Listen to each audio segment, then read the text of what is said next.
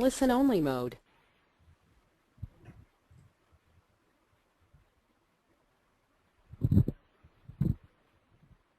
Good afternoon, everyone.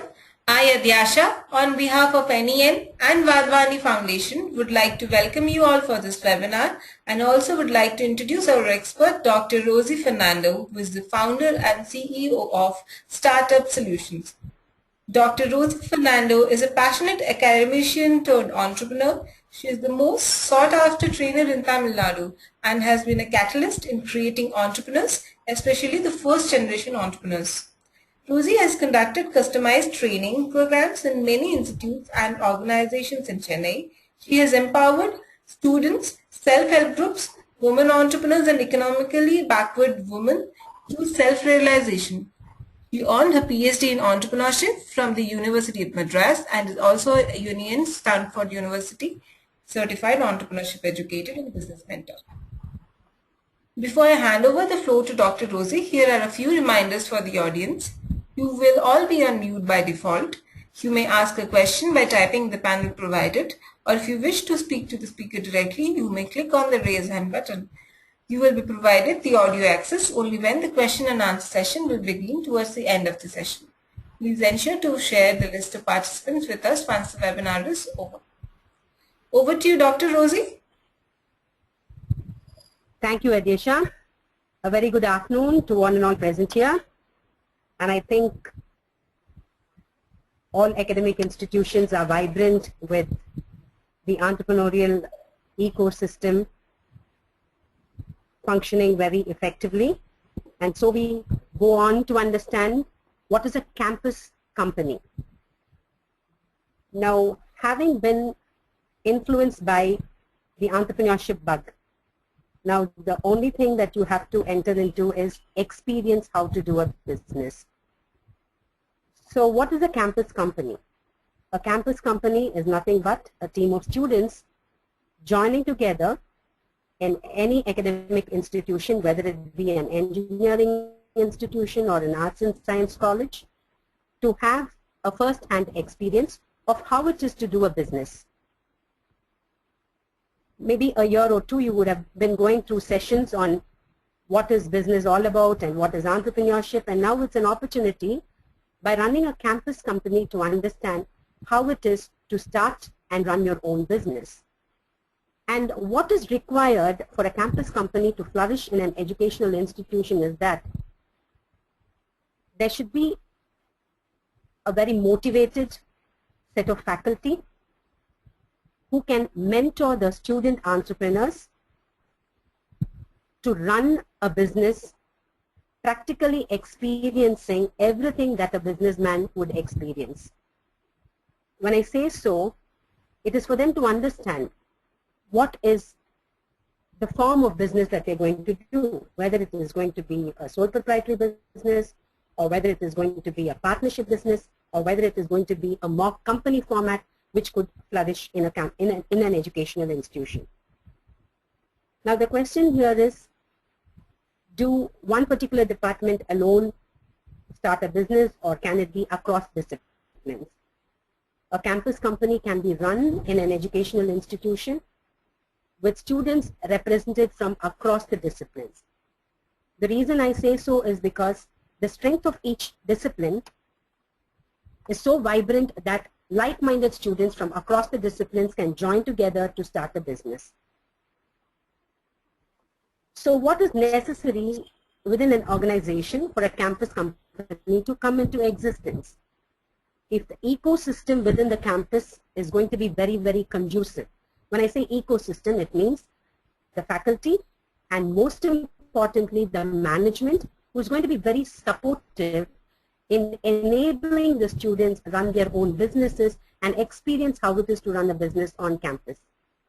And if the faculty are also equally motivated to bring in the thought process of entrepreneurship within the curriculum and enable the students to think from the learned subjects of what are the different types of businesses that can be run within a campus, then the system is really conducive where entrepreneurship can survive, thrive and survive.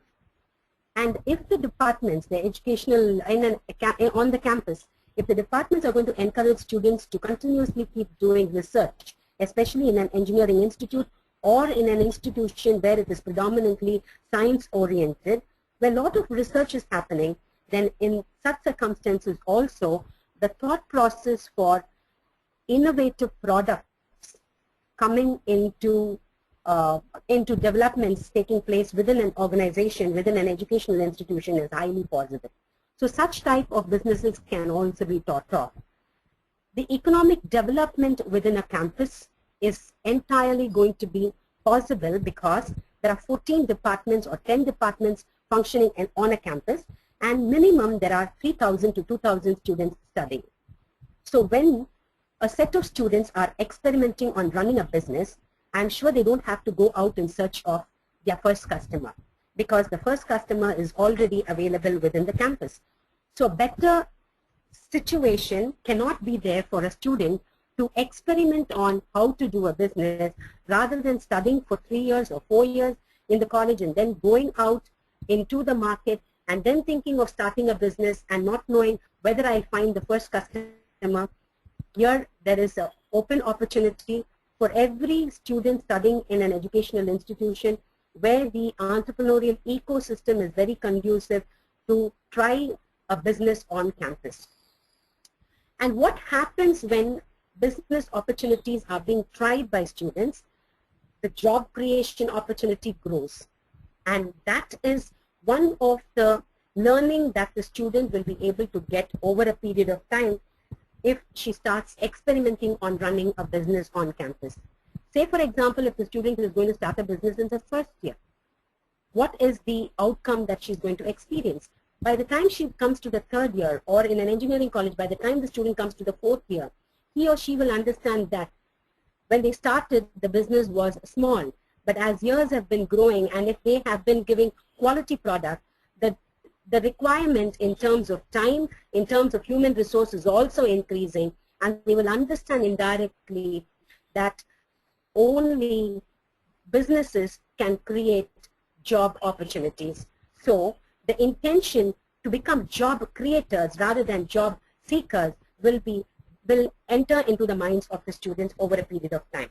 So if this culture is going to be, if this mindset is going to be set into every student, it is going to be really contagious, and I'm sure there'll be a lot of entrepreneurs. And India is a country which requires a lot of entrepreneurs, and I think the best starting would be through campus companies. And this, if you understand, NEN has been motivating all the colleges through the faculty development program to encourage students to experience to setting up their campus companies. So I think all the trained faculty, if they have to move on or scale up from teaching entrepreneurship to make the students experience, then they have to begin with campus companies. Now let's see some of the successful stories of how students who started from nowhere have grown and have earned. So revenue generation is not the ultimate intention of a campus company. The reason is because there is tremendous learning that happens when you run a company. Let's take Vikash Kumar, who started his business in Delhi today. Before he has graduated, over these years, he has earned around 70 lakhs. But does it mean that it's only money or the profit that he has made is the outcome of running a campus company? But the outcome, when you ask Vikash, he says, it's not the money that I earn, but the amount of learning and experience that I gained in terms of my confidence, in terms of networking, in terms of being an effective team player, because an organization or business for that matter is not an individual playground. It is a playground where you have a lot of stakeholders and a lot of participants with whom you will have to interact. So he says that the interaction, my confidence level has boosted tremendously. My networking skills has improvised tremendously. And similarly, he also confides that his time management skills and his crisis management skills. Now all these skills get honed up by running a small business on campus. Similar has happened with Bakshi, because when he was running his business with designing and customizing corporate merchandising, he says the tremendous experience that I gained is beyond what I would have learned within the four walls inside the classroom. So campus companies enable the students to understand how it is to be or perform like an entrepreneur, what it is to think like a businessman, understand where my suppliers are located, where is my workforce located, because within the campus, you will be in a position to identify people to support you as sales staff or as marketing staff or as communication staff. You know, here you really understand the strength of various students and you're able to put people together and get the best out of them. Now, this experience with which you go in 3 years or 4 years is going to make a tremendous difference when you really start a real-time business. And this could be an opportunity for you to identify within the 3 years or 4 years whether this business is your best cup of tea. You're going to be in an institution. Campus companies can be of different style in different institutions. Say, for example, a group of students are going to start a business and they're going to start it in the first year itself. If the ecosystem is very vibrant, a student, when she enters, the first signal that she gets is, this is an institution where they're not developing only students as academically proficient, but also giving them a life as a job creator rather than a job seeker. And today's youngsters, this generation is a generation who wants to stand out from the crowd and has a lot of creativity in them. Now, if they want to expel this creativity, the best thing is to become an entrepreneur is what they will learn. And if an educational institution is setting it right in the years to come, then the best communication that can go out into the market to attract best students to come into the institution is through campus companies and through entrepreneurship education. So the same thing has happened with the students in Thirst E and several other business operators across the country who have benefited through NEN's faculty development programs and through Tata First Dot, where students have been given an opportunity to present themselves of the small businesses that they have been running on campus to participate in a competition and take the lead. And that has transformed several lives. So campus company gives you an opportunity to identify like-minded people within the campus and start a business. So what should you do to evoke campus company happen inside an organization? What is the benefit that the campus company audience are going to get, or the students who are going to run the campus company are going to receive? The first thing is how to start a company.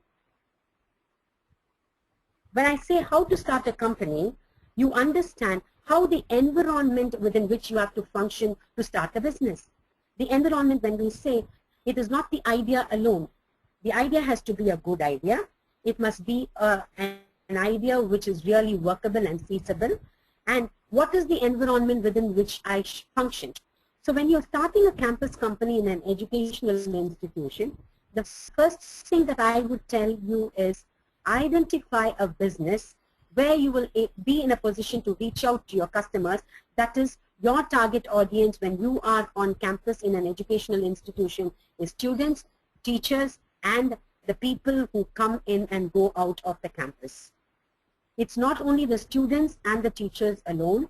It is the students and the faculty, their family and their friends, students, their friends, and their network across various other institutions.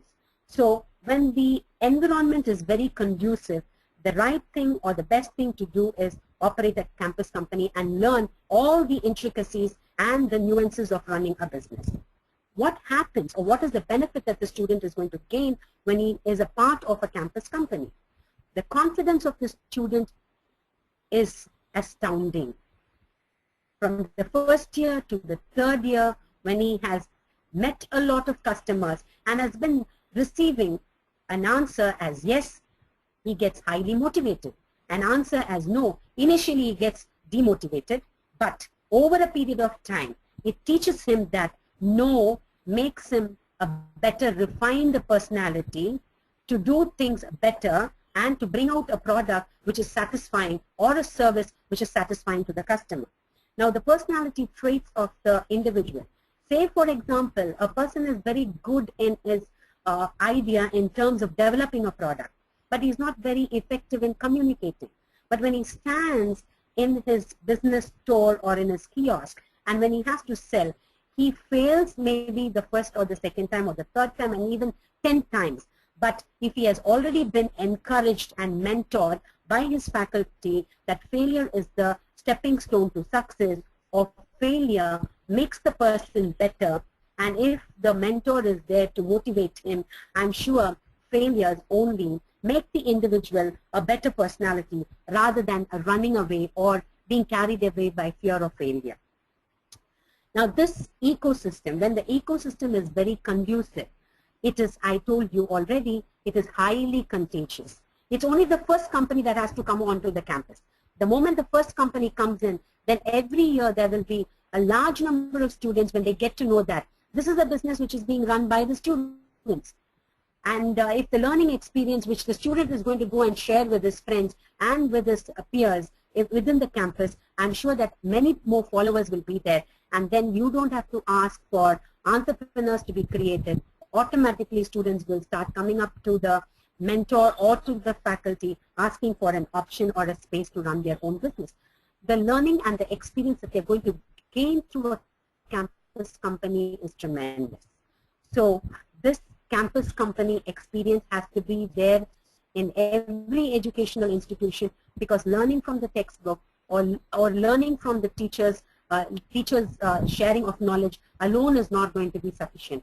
The experiential learning creates an overall development of the individual, and I think the best way is to run a campus company, to learn how to run a business. Now, where to start?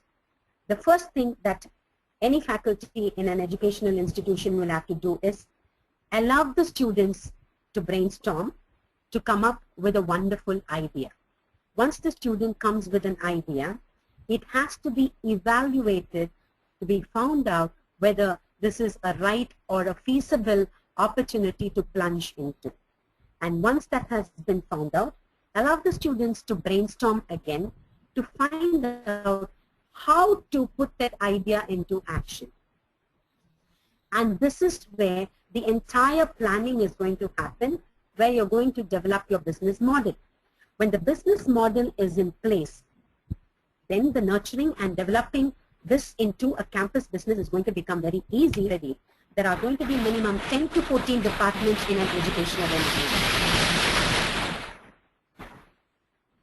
And these educational institutions have experts in various departments, and all these faculties can be used by the campus company operators.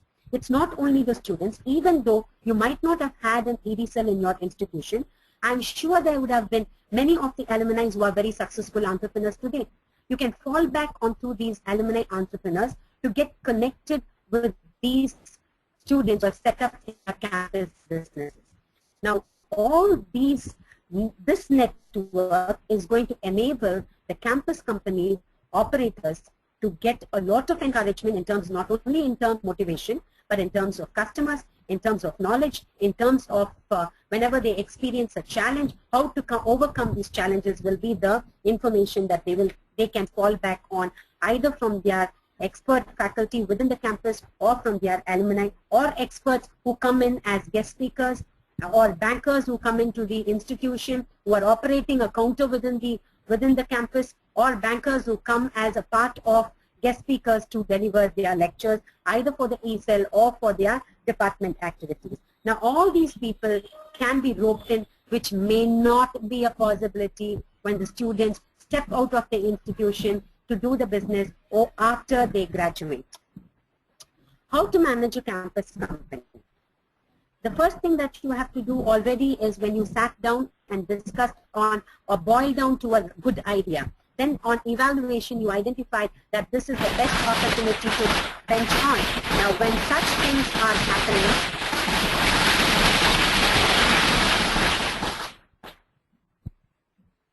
identifying a marketable product or service, understanding various operational aspects including logistics and finances.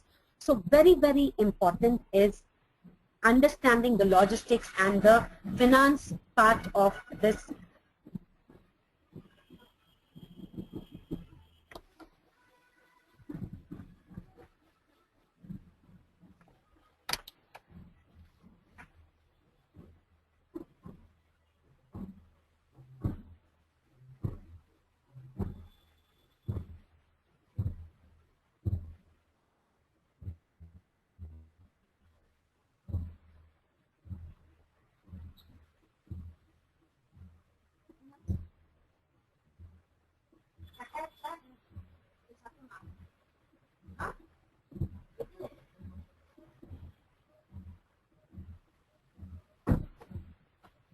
much of noise? No? Okay. Okay.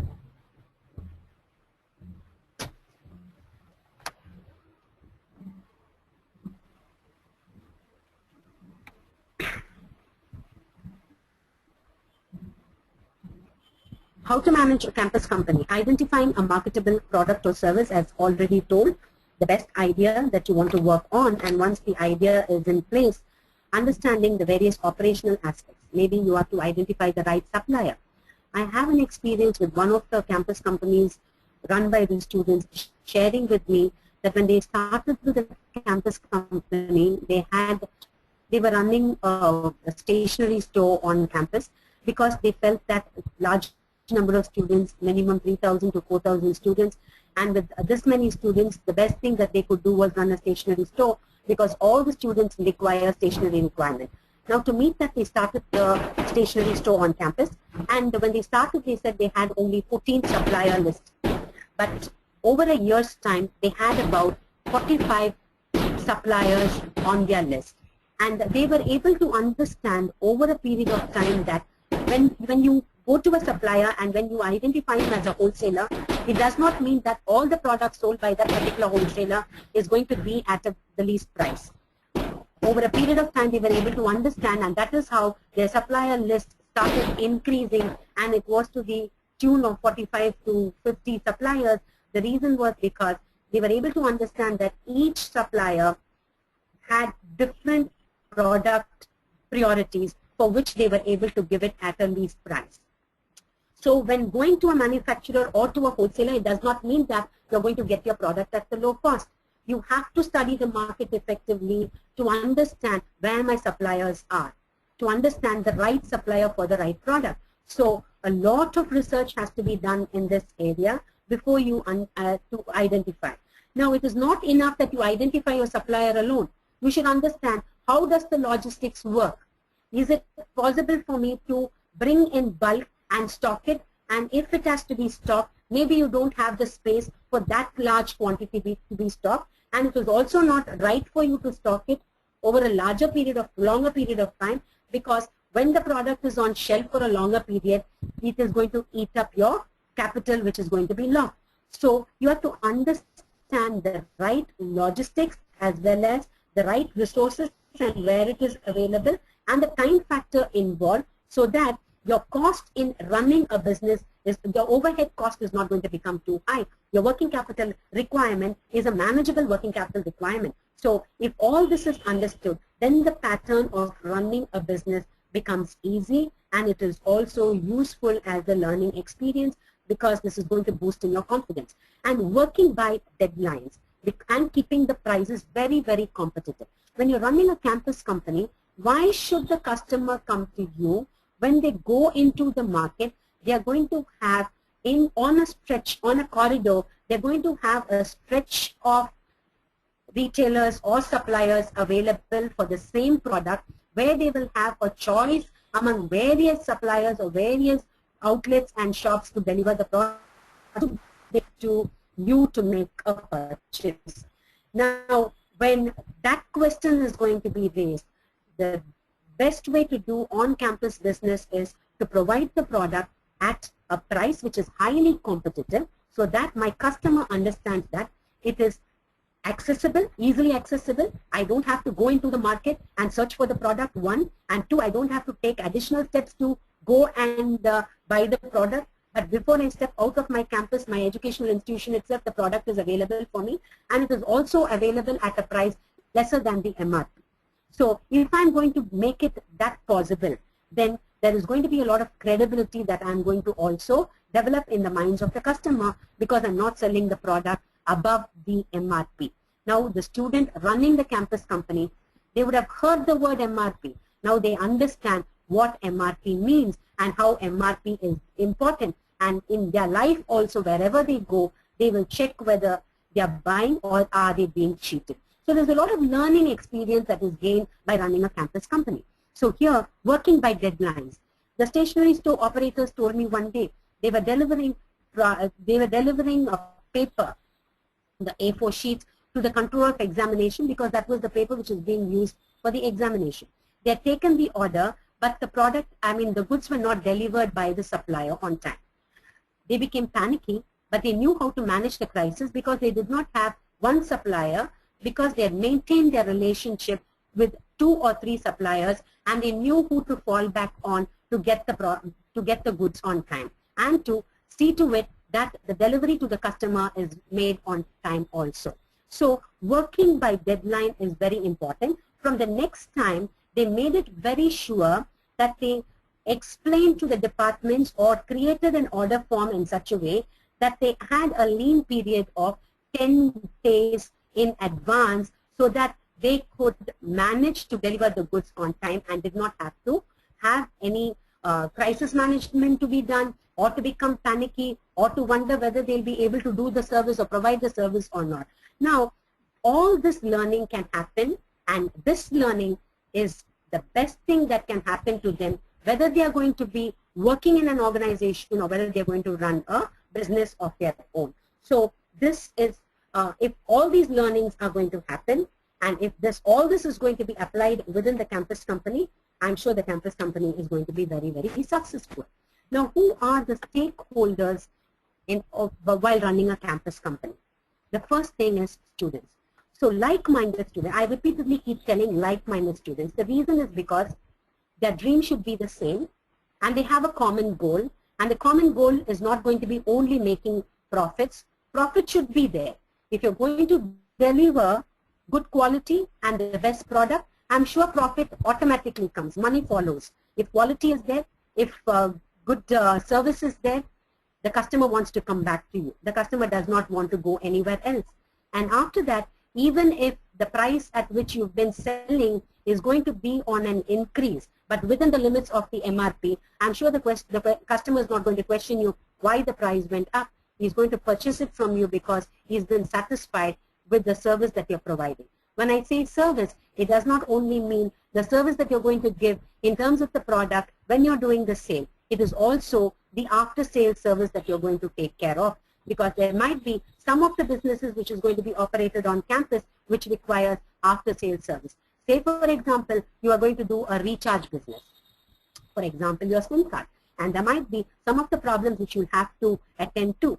Or if you're going to do a maintenance of computers, home computers as your service, because you have a computer science department and you have hardware and software being taught to you, and you are also doing a business in a format where you're going to do your home service in terms of maintenance of computers for your faculty, as well as the maintenance of computers for your college. In such circumstances, the service that you might have given might give an occurrence of a problem for which you'll have to respond immediately, may not be a monthly service alone that you're going to give. So in such circumstances, the goal is to give the best service. If unless and until the students are going to have like-minded vision, so if your mission and your vision is going to be falling in line with, even though it's going to be a campus business, you're going to have a mission for yourself, and you're going to have a vision of how this campus business is going to be running over the years. Now, if that mission and vision is going to be in place, and if that is the same for all the students, I'm sure the campus company is going to run successfully. Now, the biggest or the greatest responsibility is for the faculty advisors. Now, when we talk about the faculty advisors, they are going to be the greatest support for the campus company, because the mindset has to be such that even if the students are going to fail and if the company is going to sustain a loss, the faculty must be strong enough to communicate the same to the management and take it forward to the management. Now, if the faculty are going to walk back, then the campus company may not be able to survive over a longer period of time. Because it is not that the campus company should fail, but there could be a situation that initially, for example, if a set of students are going to run an ice cream store, and they've made all the arrangements, they have the best of the flavors, they have the best of the idea of what is the topping that they're going to bring in, and their creativity and their innovation is amazing there. But they fail to look into the newspaper to understand that on that particular day there's going to be a power shutdown in the locality where the college is, where the college functions, or where the campus company is instituted. Now that is the biggest learning that the campus company can have on that particular day. Now all arrangements made, there is going to be a power shutdown, and if you've not made the arrangements for a generator or a backup, that day the business is going to fail, but it is a lifelong learning that the set of students are going to have. So this being the situation, the faculty advisors should give them tremendous support. There might be a time when the faculty has to go hand in hand with the students to meet the supplier, because the supplier may not have the confidence because the students are young. Now many students come back to me because I also support and encourage a large number of students to run campus businesses. They come back to me and say, the first time I allow them to go into the market and identify the supplier. But I'm very sure that the supplier will not rely on them, even though you give them a letter of confidence that they come from a particular college and the purpose is to run a business, and or X, Y, Z. You might be giving any credentials to create the confidence on the students, but yet sometimes the supplier or the trader wants to see an elderly person along with the student community. Such circumstances, the faculty will have to step in. So it is not only the knowledge that you're going to share, but also in certain situations becomes very, very important. Entrepreneur advisors, you might require, it is always better that you have a advisory board where, depending upon the number of businesses that you're likely to start on campus, maybe you will be starting a business for each of the departments. You might be running a stationery store, you might be running a cafeteria because you have a food science department, you might be running a technology center because you have your computer science and your information systems management, and you might be having a multimedia services center or a web designing cafe, things like that. Or you might be having a studio where photographs and your videography and everything is going to be done. Or you might be having a really engineering setup where you're going to create, Android apps development, and where you're going to provide with in terms of robotic development and things like that. So whatever be the nature of business that you're going to operate on, having understood the interest of the students, then in that circumstances, it's always better that the campus company has got to support the community at large. One is the community, two is the advisory board, and three is alumni entrepreneurs. And advisors, there could be advisors who can be parents themselves because they run their own companies, and that company could be a similar company as what is in a smaller version on campus. So all these people can become advisors, but no, it is always advisable not to have too many advisors. Have a small number so that too many ideas don't come up, and you will not be understanding of whose advice to take in. So have it limited and be very clear with whose advice or with whom you're going to interact with. So these three stakeholders are very, very important for a campus company, and with this the campus company can do wonderfully well on campus. Now when identifying, you've identified a team of students, but how should that team be? As I already told you, they should have a shared idea, they should have a shared passion, vision, mission, and the team should be such that they are highly focused and they share similar values. Core values are very important for a campus company. When I say core value, because you're going to deal with money, and when you're going to deal with money, it's not your individual money, it is common money, because it might be a team of 3, it might be a team of 7 students, it might be a team of 5 students, or there might be a contribution by the faculty into the capital of the business. Now, several things can happen for running a campus business.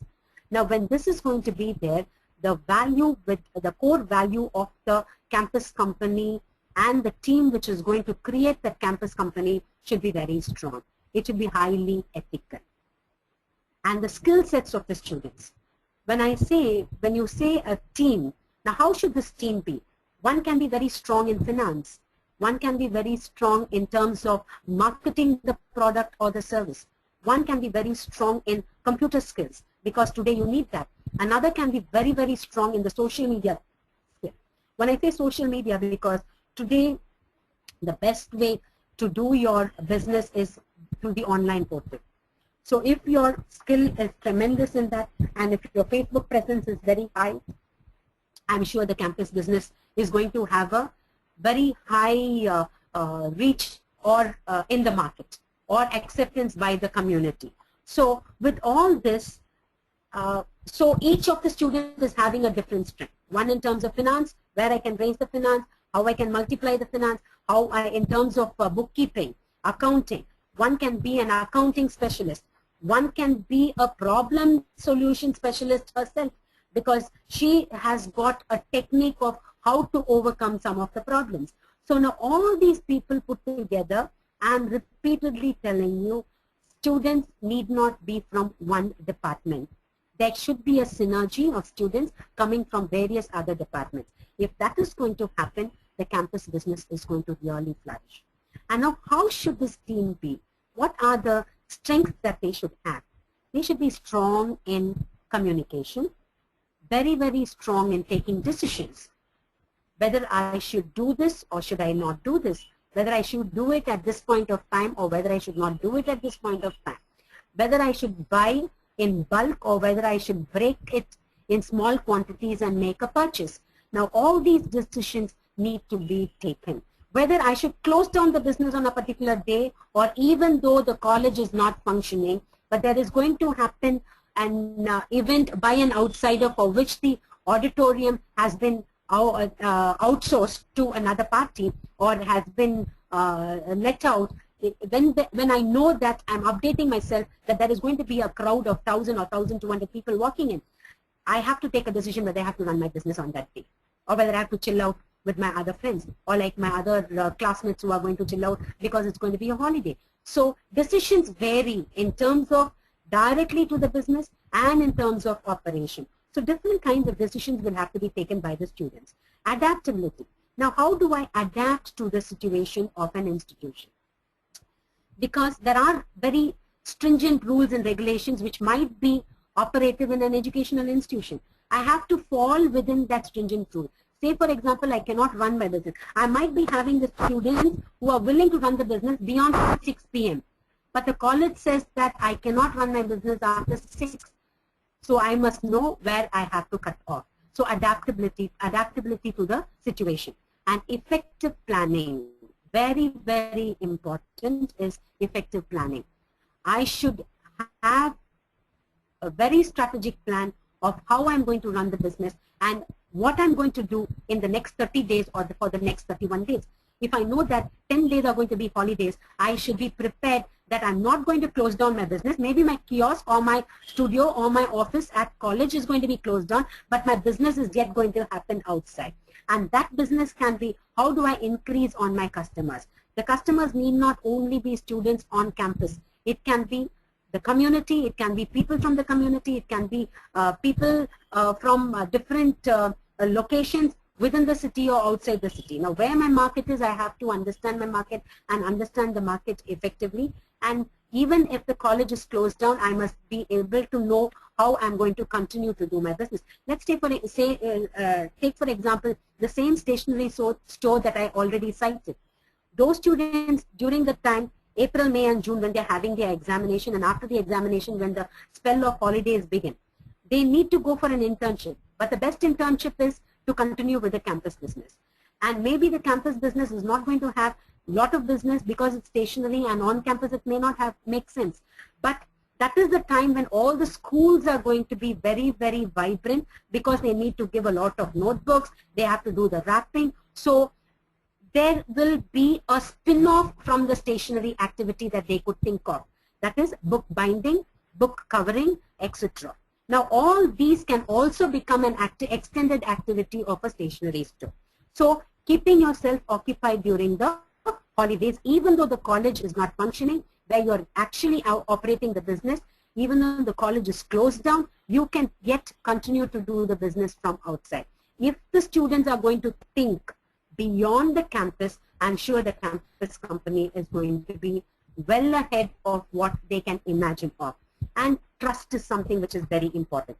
Each partner or each team member of the campus business has to have the trust on the other person. If somebody has, one of the student who's running the campus business has lost some amount, has created a loss because of XYZ reason, there should be the trust and the togetherness always.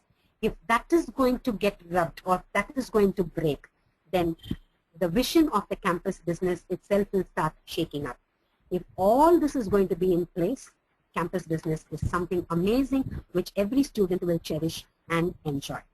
Now, how to raise funds for your campus? We've been talking about to have a good idea, to identify the best market, to identify the best team and start a business, and how to run the business.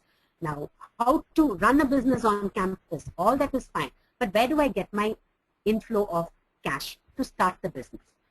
Each academic institution, each ESOL in the academic institution functions in a different style altogether. So you have to understand how does your ESOL fit in and how are you going to create the campus company operated.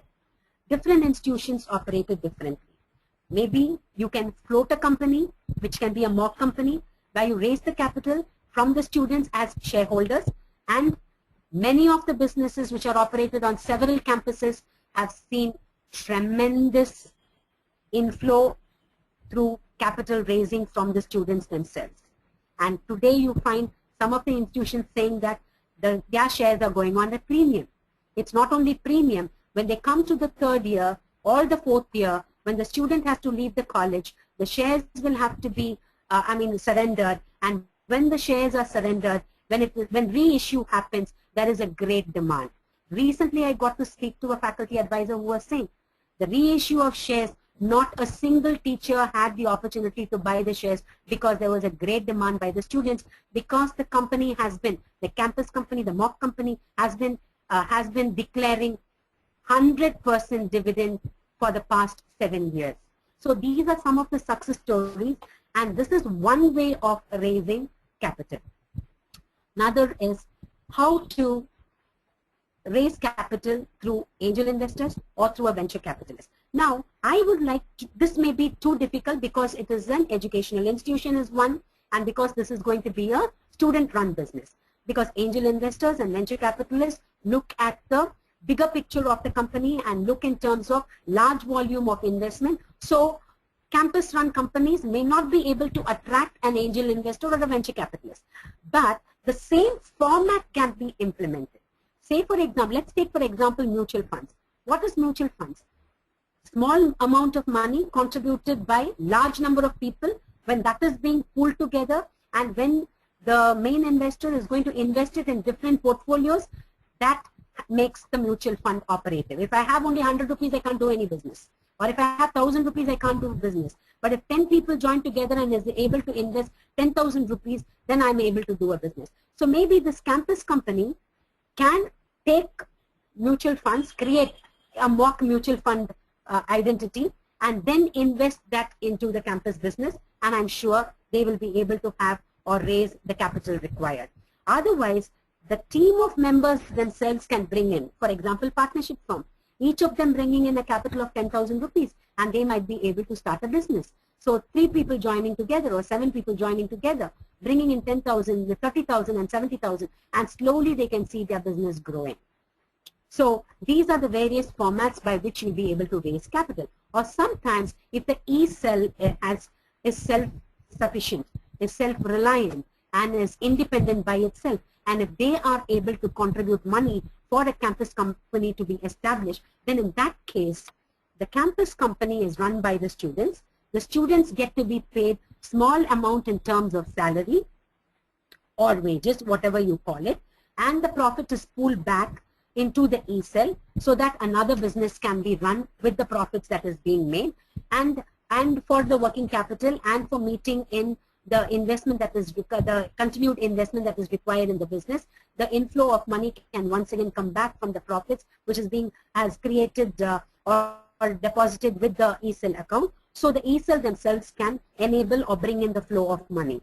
And there can be another format where the faculty can also be allowed to invest as one of the partners, so that the interest of the faculty and the student strengthens the campus company to grow or scale to the next level. Now all these can be the various ways in which funds can be raised, but once again I repeat, the decision has to be arrived at by the faculty in conversation with the management, so that it does not disturb or create a contradictory intention with the faculty and the management, with the ESL faculty and the management, or the ESL and the management. So it is better that we have a wonderful understanding, because it is in the interest of the institution and the students, and this is going to become, each of these campus business operators are going to become ambassadors for the institution. Believe me, many of the institutions have shared this, expressed this and have claimed that the existence of campus companies has brought in a number of students to join in their campus or become students of their college, or to choose their college. So it is the best way to propagate about the college, rather than talking about what we offer. There is somebody who's taking the information automatically. So campus companies are the best way, and these are the various ways to raise the funds. Now, how am I going to market my campus company? As I already told you, give a wonderful name to your business and create a very impressive logo. Now, because giving a name to the business is an identity, like how you are going to be called by your name as Vaishali or Vaishnavi or whatever, like that, a wonderful name to the business. And there is an amazing learning that is happening. What is my nature of business, and how do I create a identity for the business by my name, the name that I'm going to give, and the logo that I'm going to design. So how do I brand myself? And that is the first stage of learning. Now, when this learning happens, now how am I going to carry this brand image? How am I going to carry this communication to the community? Now, this can be done through a wonderful outreach program in terms of your public relations that you have created. That can be through the magazines. It can be through the magazines, the journal that is being published within your campus, the handouts that can be given through your campus students. So through the students of the various departments, you can carry out the communication, so that that goes and reaches their families, their friends, and through your teachers and their friends and their relatives. So this could be one of the medium. Newspaper coverages. Today the newspapers are carrying in a lot of communication, and your local newspapers, so these local magazines and local newspapers can carry stories of how your campus business is being run. Now, all these information, I'm sure in an arts and science college there is going to be a department, for example, a visual communication department or an electronic media department. So these departments, there are going to be students who have graduated and working in several of the media institutions. Now, with these institutions, with these students, you can always connect with.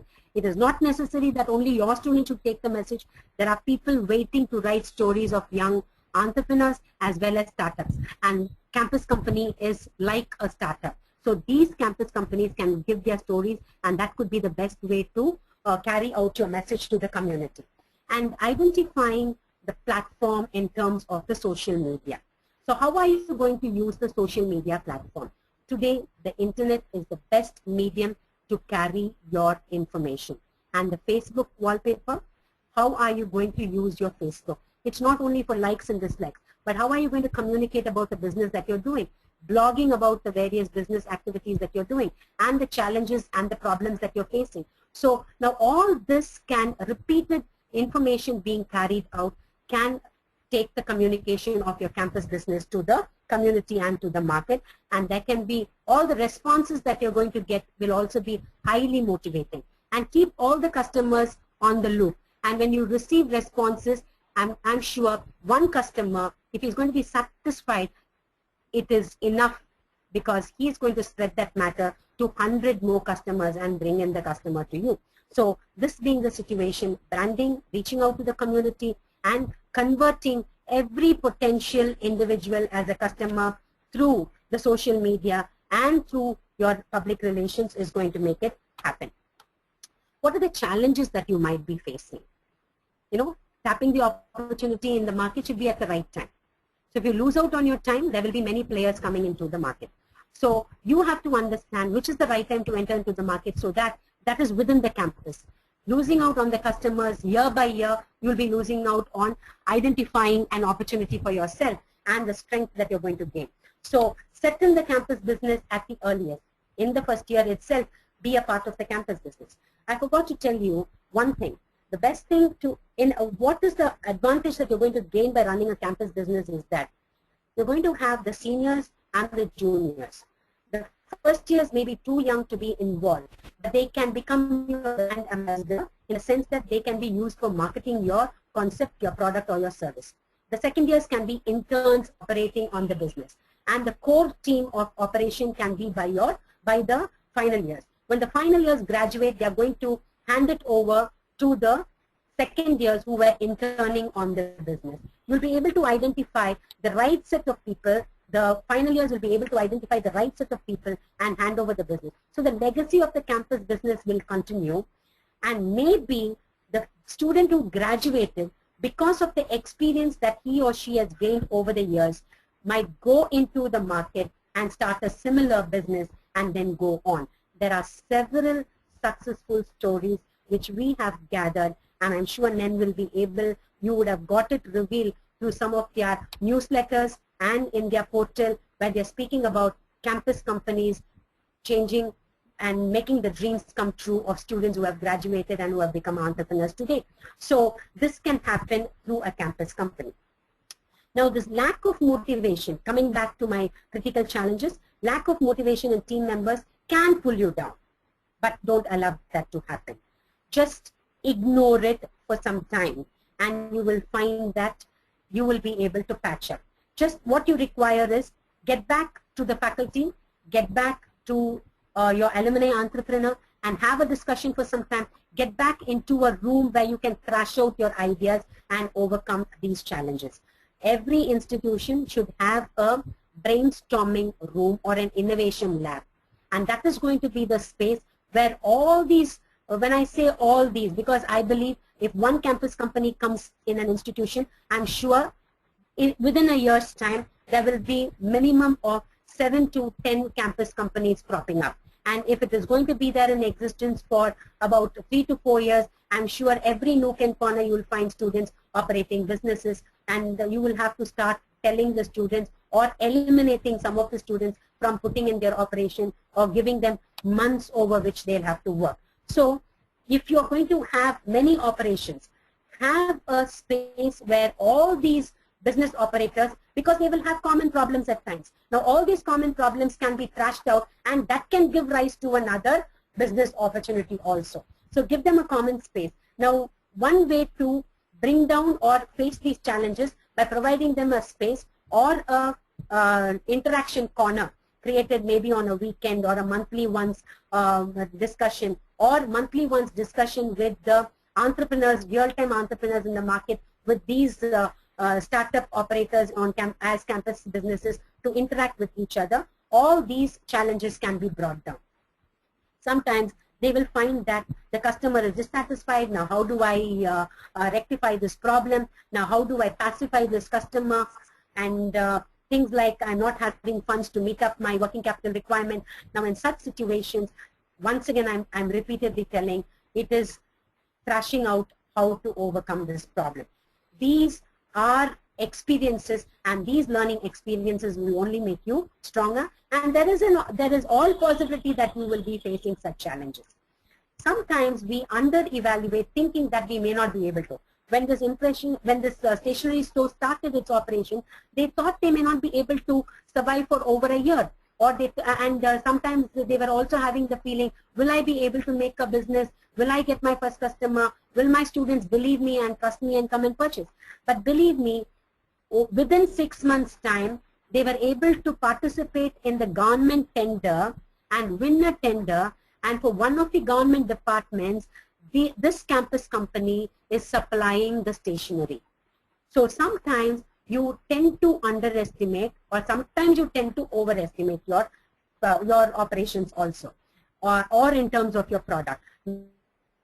Challenges can be easily met out, and these challenges you will be facing, and over a period of time you will be able to come out of it if you're going to thrash it out by brainstorming, or getting back to your alumni entrepreneur, or getting back to your faculty, or to one of the experts, or to the banker in terms of how to overcome financial problems. Now, what determines the success of your venture? I wouldn't say it's the profit. The first thing is the management. If the management is going to be very supportive, then the venture is going to be really, really successful. And if you're going to have your eye on pricing, as I told you, don't go any time above your MRP. If you're going to buy branded products and if you're going to do trading, if you are going to fix the price, study the market effectively. Find out what is the substitute product, related product price. What is the substitute product price? Where does my product stand? Because yours might be an assembled product and there might be an already existing branded product, but your product is equally going to give the same service as what the branded product is going to give. But just because it is going to give that brand service, it doesn't mean that you can price it equally. Now, how are you going to price? Because you have to build in credibility in the customer. And before you, if it's going to be a technology product, unless you test the product, don't let the product into the market. So when you're developing the prototype, that is when you're going to involve a lot of expenses. Now, cutting down the cost is very, very important. So work on your cost efficiency. If you're going to be very careful with costing the product, then you have been successful in leading your campus business. Why I'm saying costing is because every cost that goes into setting up your business has to be taken into consideration. For bringing in a product, you might have made 10 phone calls. Now involve that number of phone calls. Either you reduce by making the phone calls, by planning while making one call itself, how do I put across the information to my supplier so that the cost of making a telephone call is not going to go high. What is it in terms of bringing in my products? What is the cost of bringing in the product from the supplier to the place where the sales is going to happen? So the transportation cost. Now, how am I going to reduce all these costs so that my per cost of the product is also going to be reduced? Sometimes you have to buy in large quantity. But when you're going to buy in large quantity, now identify similar business operations around you in other educational institutions, pool up the purchases so that you'll be able to distribute and not lock up your money by having the goods occupying your shelf life. So bring down the cost of the product. Customer base. Keep on increasing your customer base. You cannot be happy sitting down on the 600 or the 500 or the 300 customers who are going to come out only of your college. You must be able to connect with the market outside. If you're going to connect with the community, your customer base, if you're going to be very confident of the building of the customer base. Now, how do you build the customer base? As I told you, you have a large number of students, large number of teachers on campus. Now, the student may not be directly connected in the business, but like an MLM, multi-level marketing, you can create a model of your business where every student can bring in a customer for you. And what are you going to give in return? Maybe a discount when she comes and makes a purchase in your store, or maybe you can announce surprise gifts, and that is how you're going to bring in large number of students to bring in business for you. So there can be innovative ideas implemented so that your customer base is increasing because of all these strategies that you're going to evolve in enabling others to market your business outside the campus. And ultimately, what decides?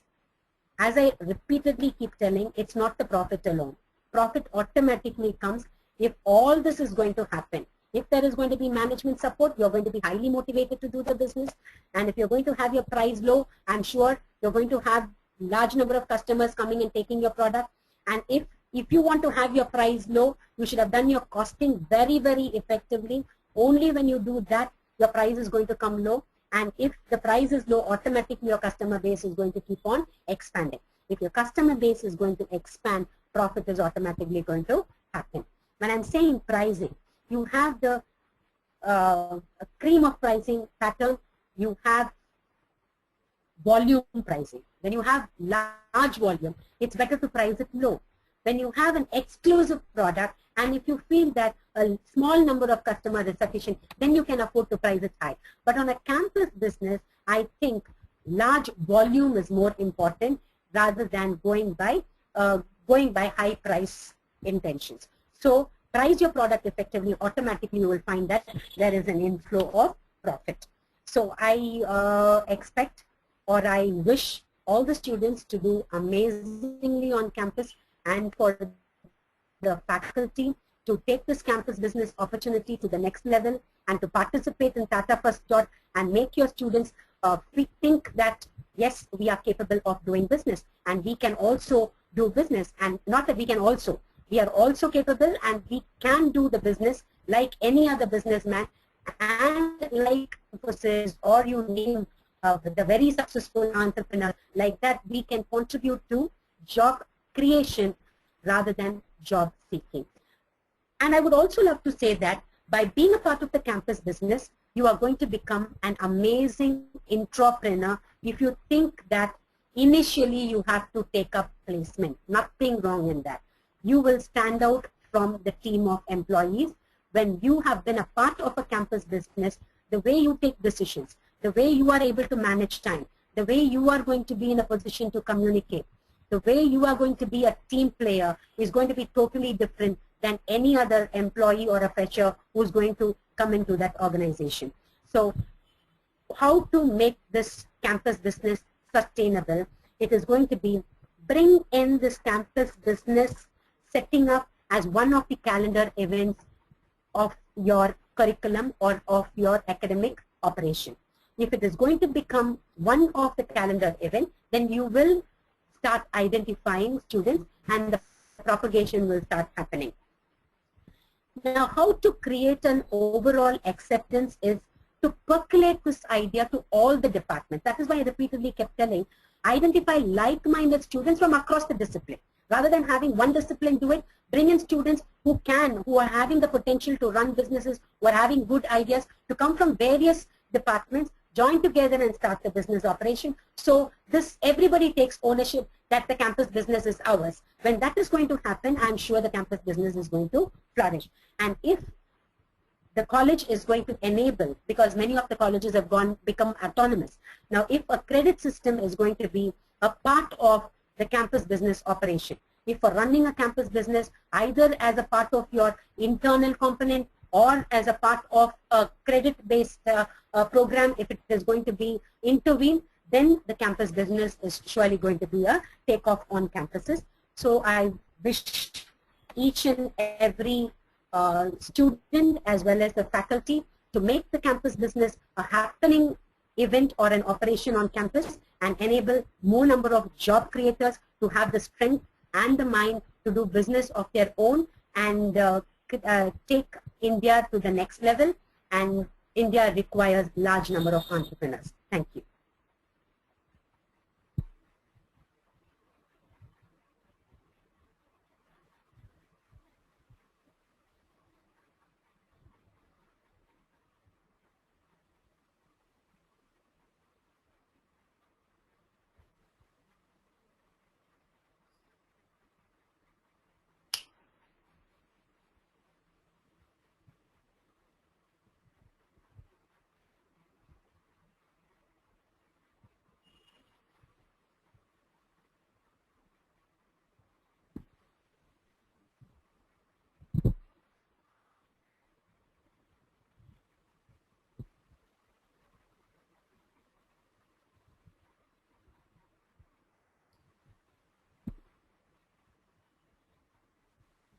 Thank you, Dr. Rosie, for that interesting session. Thank you all the attendees for participating in this webinar. It was really an interesting session today, and we're really glad that this kind of discussion is coming up, and such an elaborate information sharing session that has come up encouraging students across India. So I would request the participants to share the feedback, suggestions, and any kind of questions they have to our ID, that is adyasha@nenglobal.org, that is adyasha@nenglobal.org. We would also request the audience, if you found this session interesting, please feel free to blog or post about it. The recorded version of this webinar will be available at www.youtube.com/user/eclubNEN by Saturday. Thank you so much. Thank you so much for this interesting session once again, Dr. Rosie. Have a very good day.